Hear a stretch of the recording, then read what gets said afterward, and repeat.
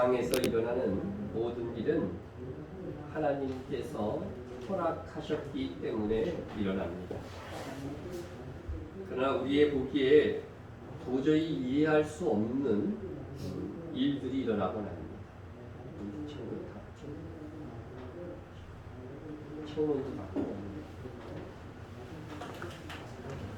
그러나 우리가 다 알 수 없어도 이 모든 상황 속에서 하나님은 일을 하고 계시며 또 그의 사역자들로 여전히 일하게 하신다는 것입니다. 얼마 전 주기철 선교사를 만났는데 중국에 들어갔던 거의 대다수의 선교사들이 추방을 당했고 또 우리 한국 교회도 몇 년 전부터 선교하는 일들을 많이 줄였다는 그런 이야기를 합니다. 그래서 제가 그때 추방된 선교사들 궁금해서 지금 그분들 뭐 하고 있느냐 이렇게 물었더니 참 신기하게도 각자의 자리에서 여전히 어떤 다른 주의 일들을 하고 있다고 하는 것입니다. 하나님과 하나님의 종들은 여전히 일하고 계십니다. 인간의 가장 지혜로운 것이 하나님의 가장 어리석고 미련한 것보다 못하다 하는 성경 말씀이 있습니다. 그래서 우리는 때로 하나님께서 우리에게 허락하신 일들을 다 이해할 수 없어도 우리가 하나님의 지혜를 믿기에 우리는 하나님을 따릅니다. 오늘 우리는 사실 우리의 의지와는 다르게 모일 수 없게 되었습니다. 그러나 하나님께서는 그 속에서 당신의 지혜로 당신의 일을 이루어가고 계십니다.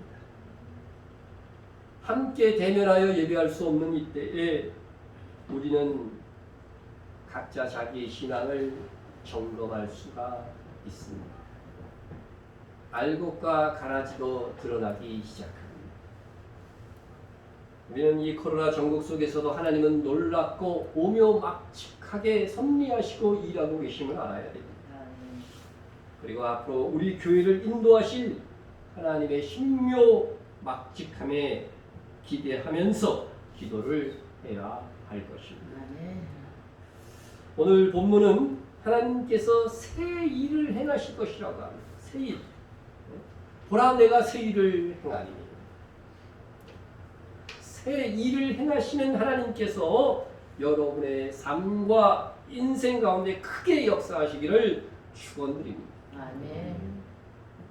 그러면 우리를 사랑하사 우리를 위하여 새 일을 행하실 하나님을 바라보면서 우리가 취해야 될 신앙적 태도가 무엇인지 알아보도록 하겠습니다. 첫째로 우리는 하나님께서 행하실 새 일이 무엇인지 분별하고 행해야 할 것입니다.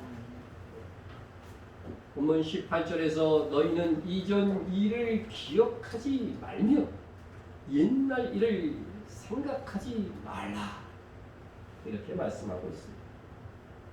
이 말씀은 하나님께서 앞으로 놀라운 새로운 일들을 행할 것인데 이 새로운 일들은 과거에 있었던 놀라운 일들, 이적, 그런 구원이 기억나지 않을 만큼 더 놀라운 일이 될 것이라고 합니다.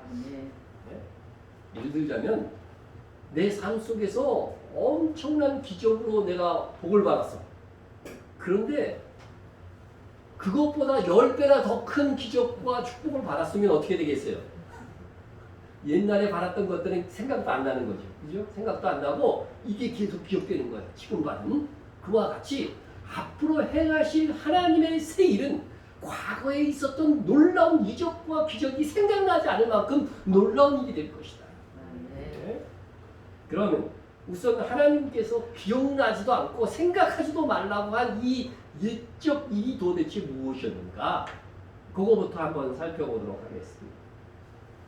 나 여호와가 이같이 말하노라. 바다 가운데 길을 큰 물 가운데 지름길을 내고 병거와 말과 군대의 용사를 이끌어내고 그들이 일시에 엎드러져 일어나지 못하고 소멸하기를 꺼져가는 등불 같게 하였느니라. 하나님께서 예정 일이 뭐냐 설명하시면서 이 말씀을 하신 겁니다. 네? 그러니까 바로 하나님께서 말씀하신 예정 일은 이스라엘이 애굽에서 종살이하다가 출애굽할 때 홍해 바다를 건넌 이야기를 하는 거죠.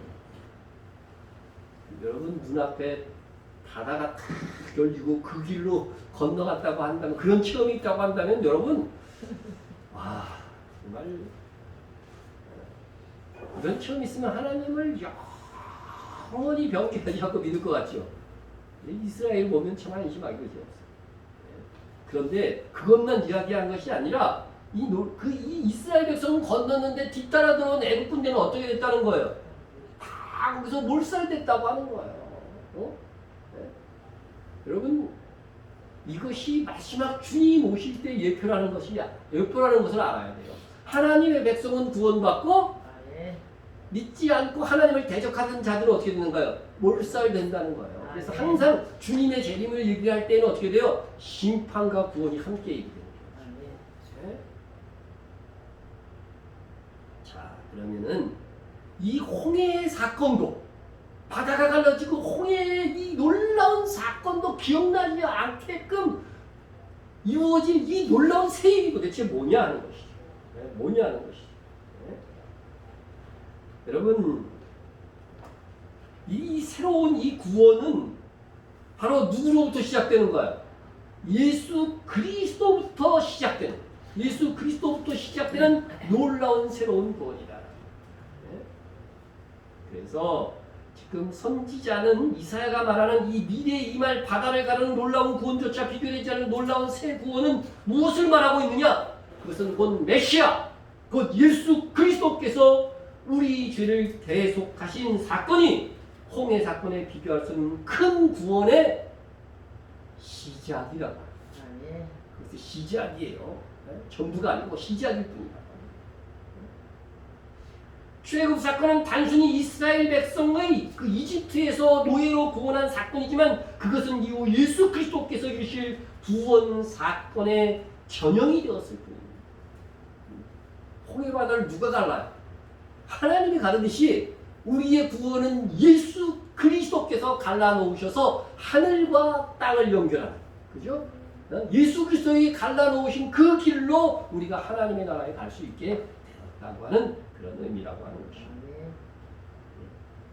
그래서 출애굽 사건은 이스라엘 백성을 구원하는 그 역사적인 사건이었다고 한다면 예수 그리스도께서 십자가를 통해서 흘려주신 보혈의 피는 온 이스라엘과 전 세계 믿음의 백성들을 시간과 공간을 초월하여 다 구원하고도 남을 정말 놀라운 구원의 바다인 것입니다.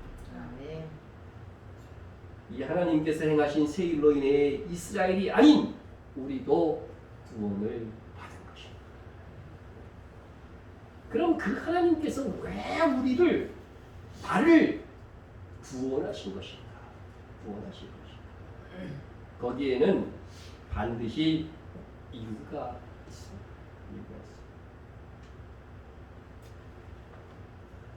있습니다. 1867년에 미국의 존슨 대통령이 당시 소련이죠. 지금 러시아로부터 알래스카를 얼마에 샀냐면 720만 달러 주고 샀습니다. 지금으로 환산하면 84억 내로 알래스카가 우리나라의 7배쯤 됩니다. 땅 크기가. 그거를 산 겁니다. 그러나 아무리 헐값으로 매입한 땅일지라도 미국 의회의 동의도 거치지 않고, 여러분 너무나 좋은 매물이 나오면 어떻게 돼요? 무조건 물어보지도 않고 막 이렇게 다 사듯이 이 미국 의회의 동의를 거치지 않고 그냥 미국 정부에서 대통령이 확 사버린 거죠.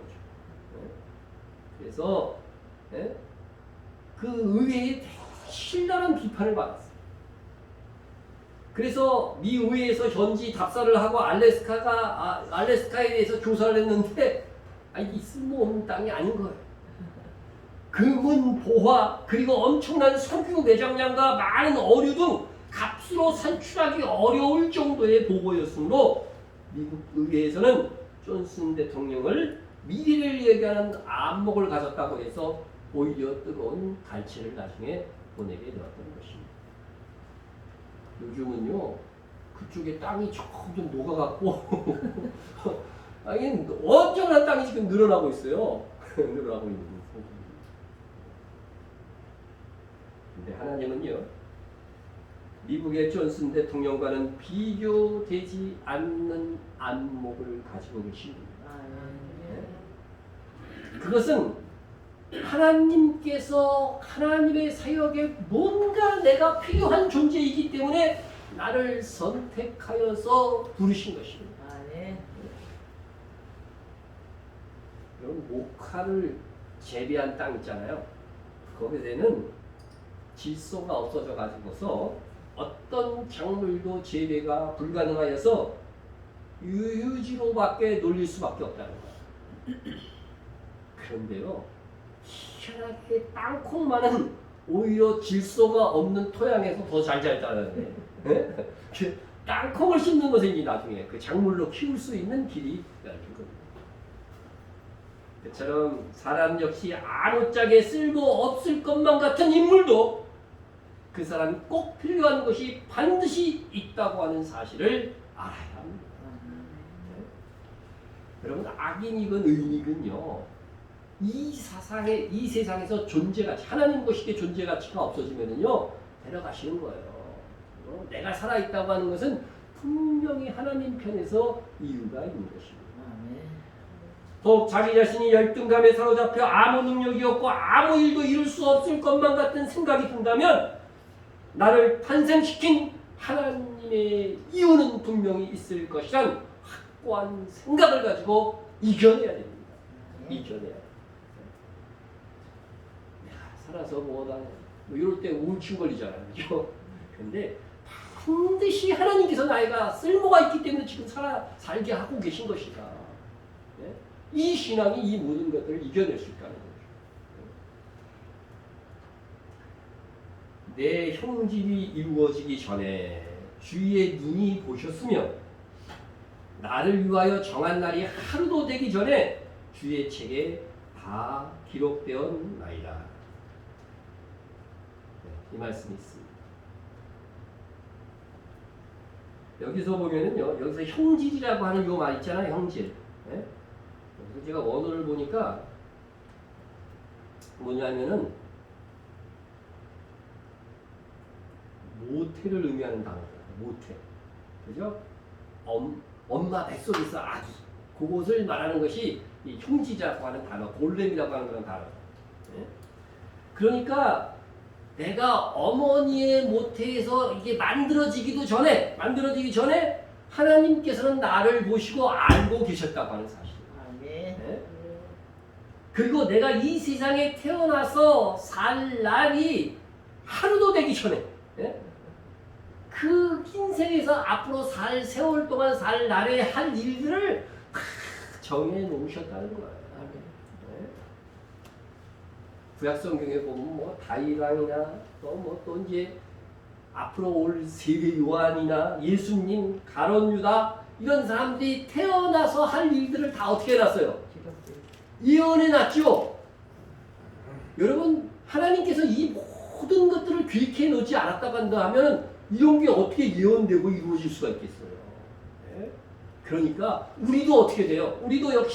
우리도 태어날 날짜와 또 어떻게 살다가 죽을 날을 그 가운데 행할 모든 일들을 하나님께서 이미 다 정해 놓으신 거예요. 네. 그것이 주의 책에 다 기록되었나이다. 네? 우리는 우연히 태어난 것이 아닙니다. 하나님의 계획 속에 태어났어요. 에베소서 1장에서는요, 우리가 창세 전에 예수를 믿고 구원받을 것이 예정된 존재라고 분명히 말씀하고 있어요. 곧 창세 전에 그리스도 안에서 우리를 택하사. 우리를 그냥 택하신 것이 아니라 예수를 믿고 구원받을 걸로 택했다는 거예요. 네? 그 기쁘신 뜻대로 우리를 예정하사. 하나님께서 우리를 기뻐하셨어요. 이유가 없어 우리를 기뻐하셨대. 그냥 기뻐하시고 우리를 예정하사 예수 그리스도로 말미암아 자기의 아들들이 되게 하셨습니다. 네. 근데 꼭 이렇게 기도하면요, 하나님께서 나의 살 날과 행할 날까지 다 정해 놓으셨다면 내가 뭘 그렇게 노력하면서 살 필요가 있을까 생각한다는 거예요. 이거를 자꾸 오해한다는 거죠. 오해한다는 거죠. 그러나 그렇지가 않습니다. 하나님은 우리 삶의 미래까지 다 정해 놓으셨지만 우리는 알 수 있어요, 없어요? 없어요. 모르죠. 우리 미래는 모르는 겁니다. 네? 전도서에 보면 형통한 날에는 기뻐하고 공고한 날에는 되돌아보아라. 이 두 가지를 하나님이 병행하게 하사 사람이 그의 장래일을 능히 헤아려 알지 못하게 하셨느니라. 하나님께서 우리 인간으로 하여금 장래일을 잘 알지 못하게 하신 것. 네? 그건 하나님의 뜻이에요. 어떤 방법으로? 어떤 때는 일이 정말 술술 잘 풀려나 너무 잘 돼. 그래가지고서 야 나는 그만하고 잘 될 거야 이렇게 생각하더니 갑자기 뭐예요? 이상한 곤란한 일들이 확 들어오는 거야. 확 들어오는 거야. 그러니까 이게 예측이 안 되는 거죠. 예측이 안 돼. 형통과 공부를 번갈아 주사 우리가 미래 일들을 잘 알지 못하라고 하나님께서 하셨다는 거예요. 하셨다는 거예요. 그러니까 우리는 내일 일을 어떻게 돼요? 자랑할 수 없는 것이죠. 그건 하나님만 알고 계시는 분야라는 것이죠. 같은 전도에서 사람이 장래일을 알지 못하나니 장래일을 가르칠 자가 누구이랴? 이거는요 사람은 없다는 겁니다. 사람은 없다는 거죠. 신약 성경에서도 내일 일을 너희가 알지 못하는도다. 너희가 생명이 무엇이냐? 너희는 잠깐 보이다가 없어지는 안개입니다. 성경은 일관되게 사람은 내일 일을 알지 못합니다. 함부로 내일 일 이렇게 될 것이라고 자랑하지 말라는 거죠.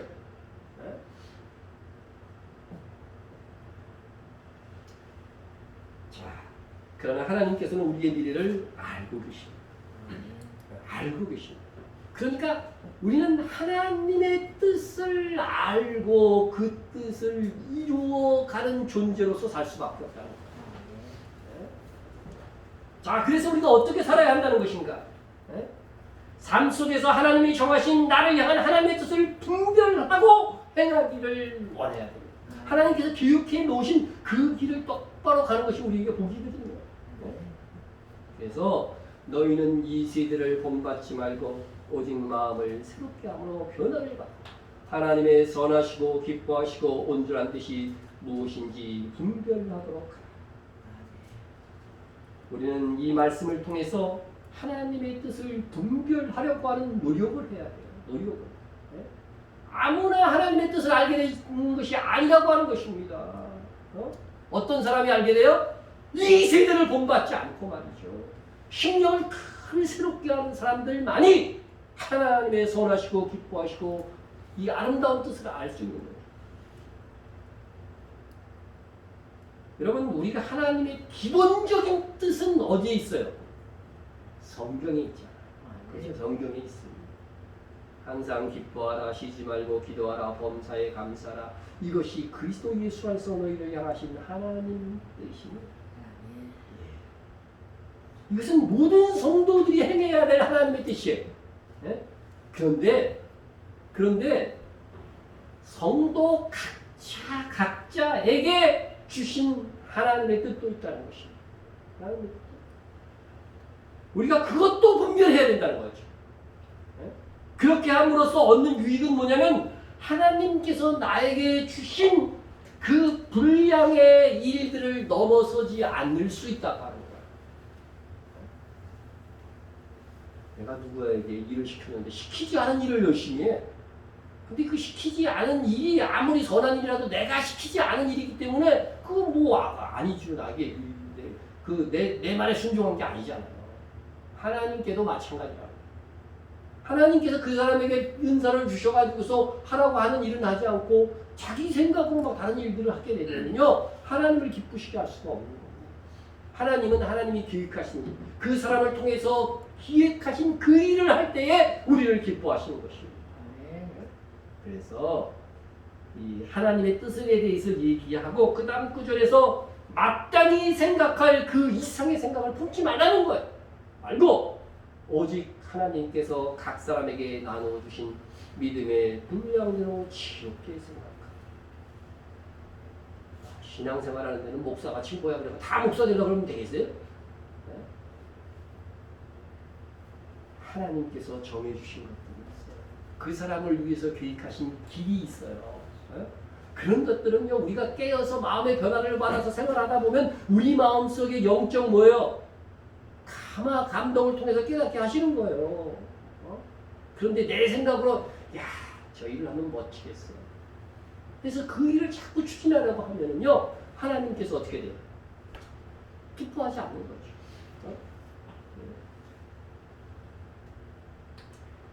너희가 도리어 말하기를 주의 뜻이면 우리가 살기도 하고 이것이나 저것을 하리라 할 것이거든. 그런 사람들이 내가 장사해서 돈 벌리라 막 이 생각을 하고 있으니까 야고보 사도가 이렇게 얘기한 거예요. 주의 뜻, 거기에 인생의 선물을 걸라고 하는 겁니다. 네? 우리의 비전, 여러분 나의 비전은 이렇게 하나님께서 정해주신 뜻을 찾음으로써 시작되는 거예요. 네? 그리스도 내게 있어 하나님께서 나를 통하여 하고자 하시는 일 이상의 것을 생각하는 그것은요, 비전이 아니라 뭐예요? 욕심이라고 하는 거예요. 욕심이라고 하는 거예요. 우리는 생활 속에서 하나님의 뜻을 찾고 그것을 나의 비전으로 삼을 줄 알아야 돼요. 하나님께서 일반적으로 내게 주신 이성을 통해서 지식과 능력을 통해서 자신의 장래를 위한 계획을 추진할 수 있습니다. 일반적으로 그렇게 하는 거예요. 그런데 그 가는 길 중에 어떤 사람에게는 간혹 뭐래요? 야, 너 이제 그 고만하고 나의 뜻은 이것이니까 이 길로 가라. 그렇게 하실 때가 있다고 하는 거예요. 그렇게 하시는 사람이 혹 있을 수도 있어요. 내 인생에 가는 길 속에 그런 일이 있을 수 있어요. 그러면 어떻게 돼요? 나의 생각, 나의 의지를 꺾고 그 길을 가는 것입니다. 저 역시도 예상치 않은 시간에 하나님의 뜻을 발견하게 되고 가는 길을 멈춰서 목회자가 되었습니다. 저뿐 아니라 모든 성도는 하나님께서 나를 통하여 하실 일이 있다는 것을 알아야 됩니다. 그것은 저절로 알아지는 것이 아니라 이 세상, 이 세대에 물들지 않고 하나님의 뜻을 분별하려고 하는 그러한 삶, 기도하며 묵상하는 태도, 그것을 통해서 깨닫게 될 것입니다. 아무리 좋은 일이라도요, 하나님께서 맡기신 일을 해야 삶이 있습니다. 하나님이 나에게 하라고 정하신 일이 아니라면 그것은 새 일, 나의 입장에서 새 일이 될 수가 없어요. 그리고 하나님께서 나를 통하여 하시는 일이 인간의 상식의 한계에 멈추면 안 됩니다. 혹 과거에 경험했던 놀라운 이적과 능력이 나의 삶 속에 있었을지라도 거기에 매이면 안 된다는 거예요. 나의 미래에 과거에 어떤 놀라운 일도 있게 할 만큼 놀라운 일로 하나님께서 채워주시기를 구하세요. 네? 나의 한계, 나의 환경의 한계, 거기에 머물지 마시기 바랍니다. 우리가 그러한 마음을 품고 그 일에 헌신한다면 그것은 곧 하나님께서 창세전에 내가 하기로 작정하신 일이 될 것입니다. 여러분, 내 안에서 일어나는 영적 충동이 있잖아요. 영적인 감화. 이것은요, 하나님께서 계획하신 일과 항상 일맥상통하게 돼 있어요. 그래서 그것을 발견하고 행하는 것입니다. 좁은 생각으로 폭넓은 삶을 살 수가 없습니다. 우리는 틈만 나면 옛 방식과 생각의 틀에 갇히기 쉽습니다. 그래서 과거가 쌓이는, 나이가 든다는 건 뭐예요? 과거가 점점 더 많아지는 것 같아요. 과거의 어떤 이 상식과 기준이 이렇게 막 쌓이게 되면요, 새롭게 도전하는 삶이 되지 않고 현상 유지만 하자는 보수적인 삶을 살게 됩니다. 그래서 사람이 나이가 들수록 보수적이 돼요. 그것은 과거의 기억이 더 많아져서 그것이 나를 지배하기 때문인 것입니다. 그런 우리에게 하나님은 새로운 일을 말씀하고 있습니다. 우리는 변하지 않으면, 원대한 비전을 품지 않으면 하나님께서 주신 기회를 놓칠 수 있습니다. 우리의 발목을 붙잡고 있는 부정적이고 파괴적이고 과거적인 생각에서 벗어나야 됩니다. 하나님께서 우리를 통하여 나를 통하여 여시는 일은 하나님의 뜻이 여기 있는 것이라고 생각해야 합니다. 과거에 갇혀 있으면요, 낡은 가죽 두대에 포도주를 담고 있는 거나 마찬가지. 새 일을 할 수가 없는 거죠. 하나님이 함께 하시면 우리에게 실패란 있을 수 없습니다. 하나님이 우리 삶 속에 행하실 큰 일을 기대합시다. 하나님은 길이 없는 곳에 길을 만드시며 그분이 문을 여시면 아무도 닫을 자가 없다고 말씀하고 있습니다. 믿는 자에게는 능치 못함이 없느니라고 말씀하고 있습니다. 주위에서 아무리 불가능하다고 말해도 하나님께서 함께 하시면 모든 일이 일어납니다. 여러분, 이 작은 교회를 통하여 여실 하나님의 큰 일을 바라보십시오. 우리는 이미 많은 하나님의 새 일들을 시작했고 하고 있습니다. 지금이로도요, 이미 놀라운 일들을 하고 있어요. 그렇지만 이것은 시작에 불과합니다. 더 큰 꿈을 품고 나아갈 거니까 함께 여러분들이 이제 기도하고 따라와 줬으면 좋겠습니다. 여러 가지로 답답하고 어렵겠지만 새 일을 행하시는 하나님의 능력을 믿고 전진하는 성도들이 다 되시기를 축원합니다. 두 번째는 여러분, 새 일을 행하기 위해서는요, 회복이 되어야 돼요. 내가 회복되고 다른 사람의 회복을 위해서 힘쓰는 것입니다. 하나님께서 행하실 새 일은 예수 그리스도의 십자가를 통해서 시작되었습니다. 시작일 뿐 완성된 것은 아닙니다. 이 새 일은 언제 완전히 성취될까? 그것의 최종적인 성취는 주께서 다시 오심으로 이루어집니다. 보라, 내가 새 일을 행하리.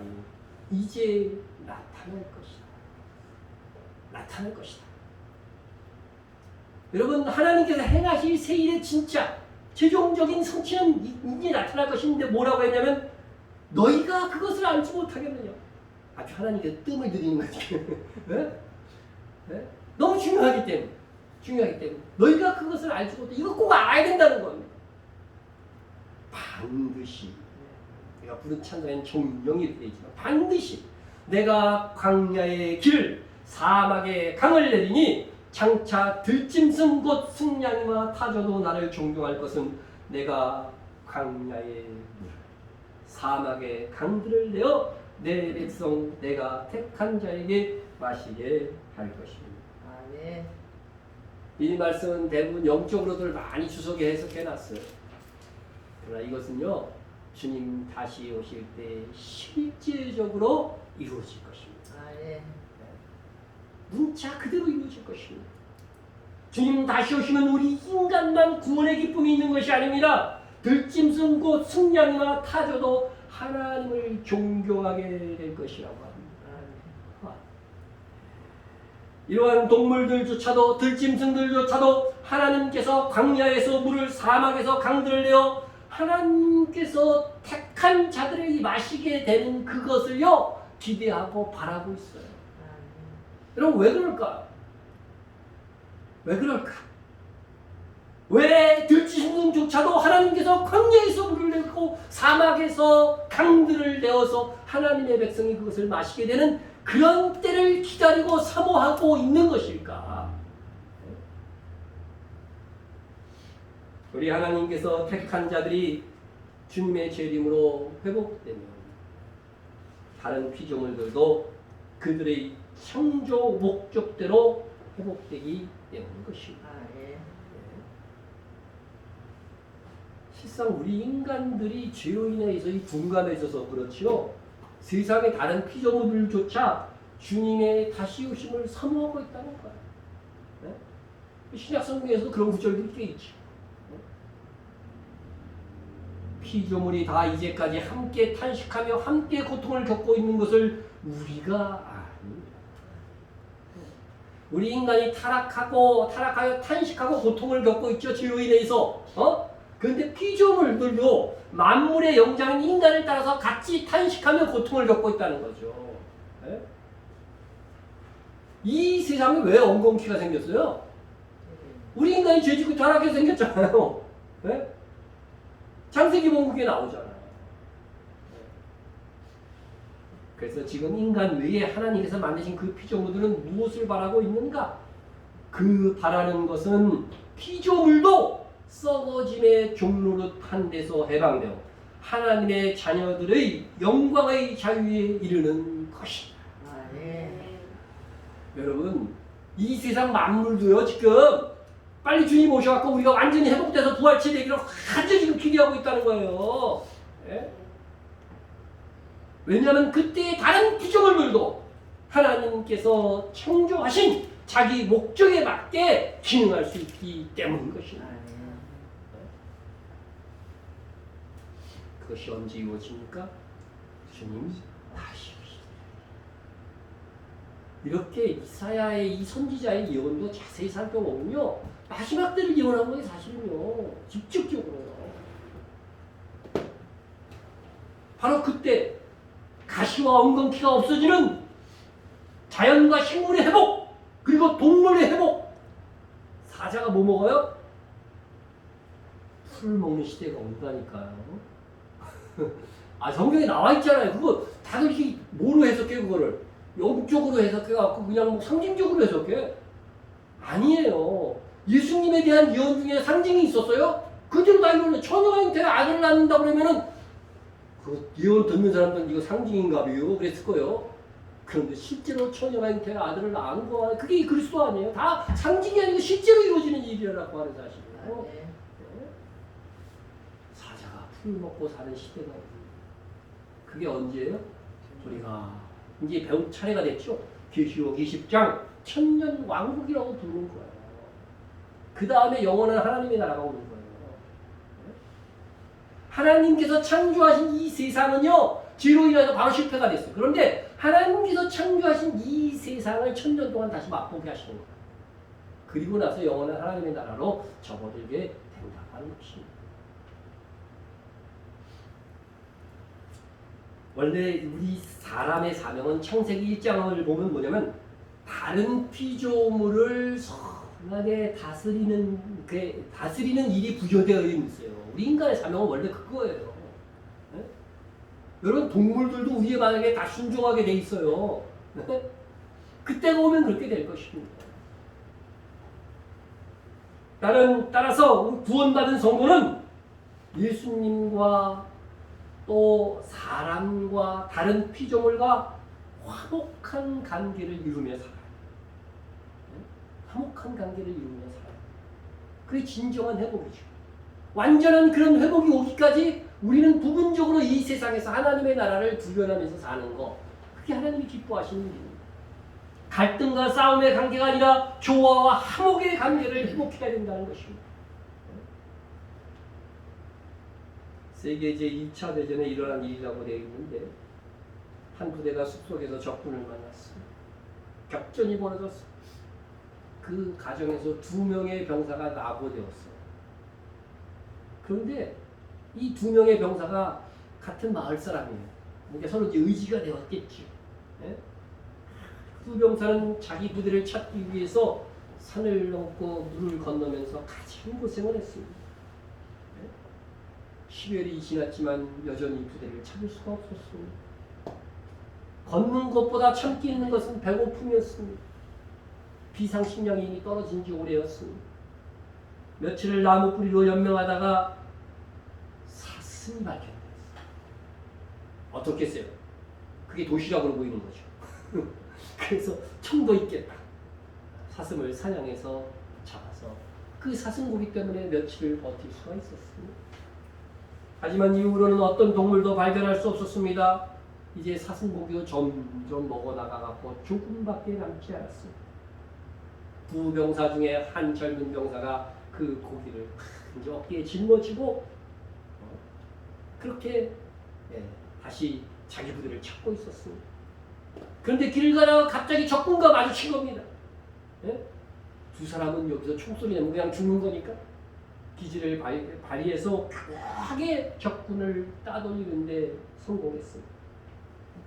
이제는 안심이다, 안전하겠지 하고 있는데 총소리가 탕 하고 들린 것입니다. 앞서가던 젊은 병사, 사슴고기를 메고 있던 젊은 병사가 총에 맞습니다. 다행히 총알이 어깨에 스친 가벼운 부상이었습니다.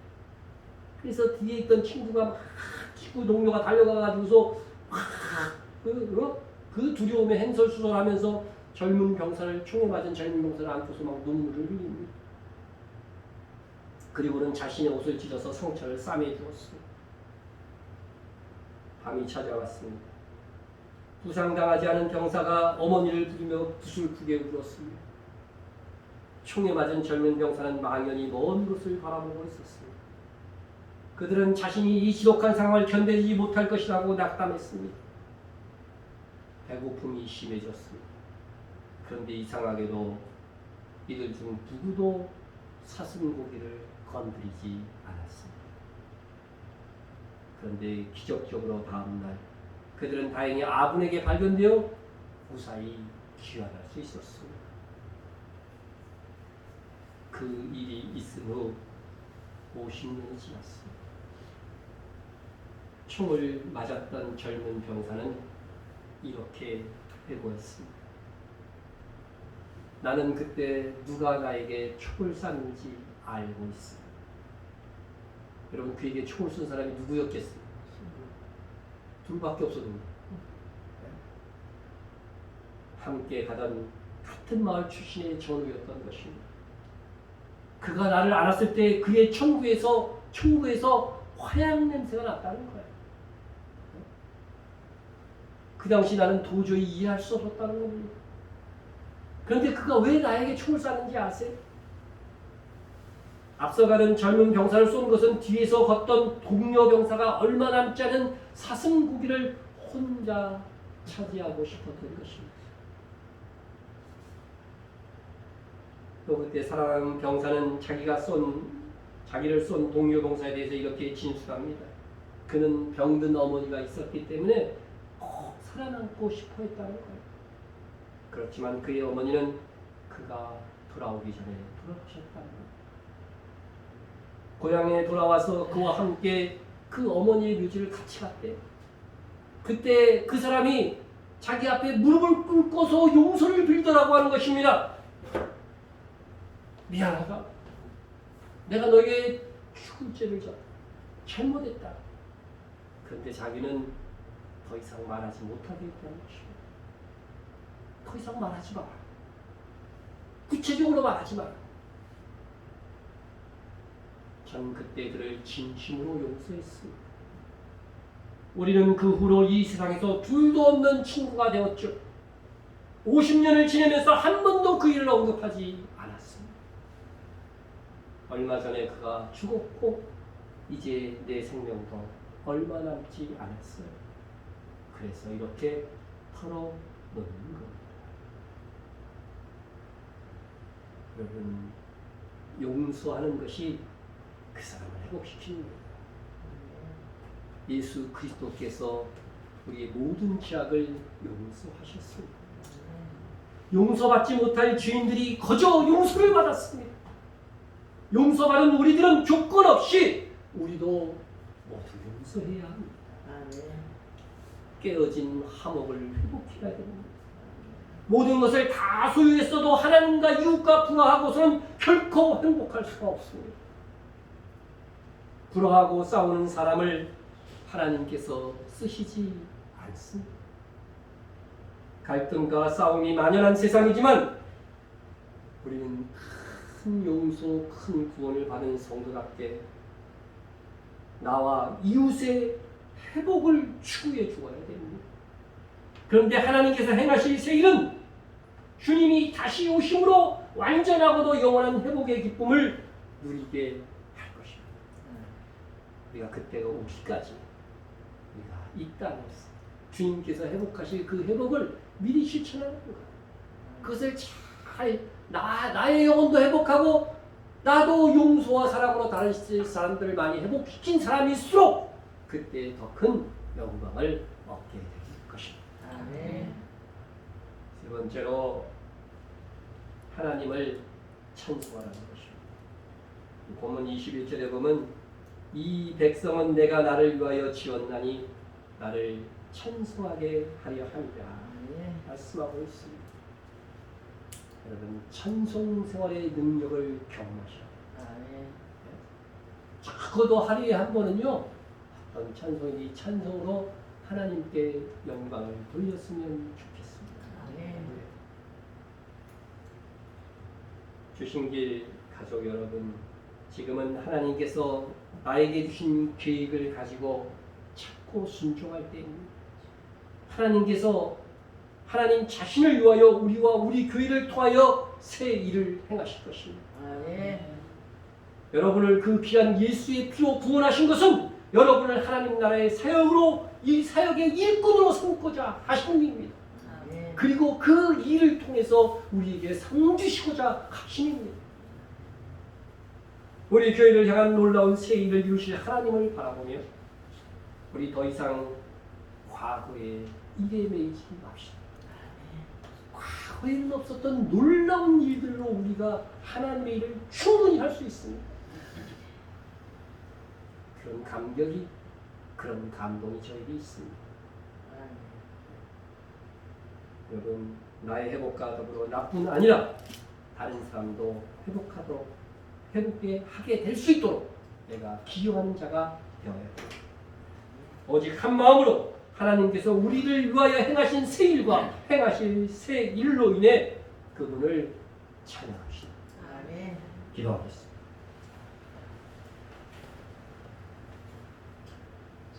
우리를 위해 이사야 선지자가 말한 새 일을 행하신 하나님을 찬양합니다.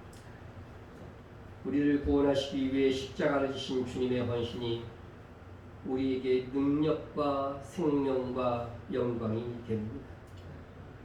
주님 다시 오셔서 우리를 위한 새 일을 완성하실 줄로 믿습니다. 동시에 우리가 주님 다시 오실 때까지 행하실 하나님의 큰 일, 곧 새 일의 동력자로 살기를 원하오니 우리를 사용하여 주옵소서. 이 세대를 본받지 말고 오직 하나님의 선하시고 기뻐하시고 온전한 뜻을 분별하여 이것도 하고 저것도 하게 하옵소서. 다시 오셔서 행하실 새 일, 우리와 온 피조물이 회복되는 놀라운 세계를 바라봅니다.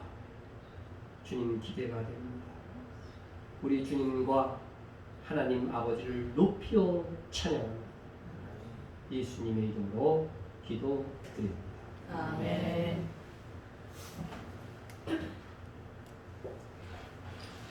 우리 보라 내가 새 일을 말씀 차례로